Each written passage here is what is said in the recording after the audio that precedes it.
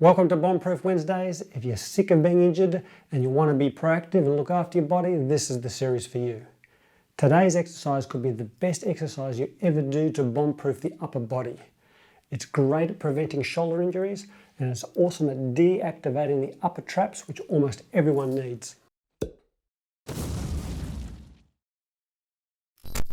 So, lying face up, chin in, stick your arms in the air with your thumbs face up, and then push up to engage your serratus anterior.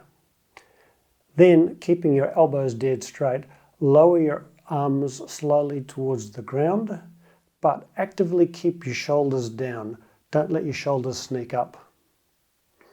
Then drag your thumbs down as far as you can, keeping your elbows and thumbs down. Return back up slowly.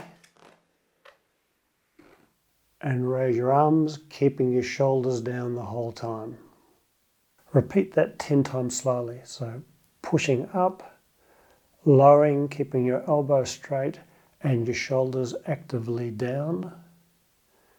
As you lower your arms, just keep your elbows and hands back as far as you can comfortably. Maybe engage your stomach a little bit so your ribs don't flare up, and then keep your shoulders down and elbows straight as you raise back up again. This strengthens and activates the muscles that rotate your shoulder blades upward to reduce shoulder impingement and rotator cuff strain. It improves posture, and it activates the lower traps, which help deactivate and relax your upper traps and shoulders.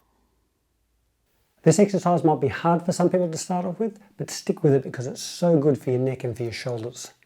Just make sure you stay within the pain-free range of motion though. Anyway, if you like the exercise, add it to your routine and enjoy.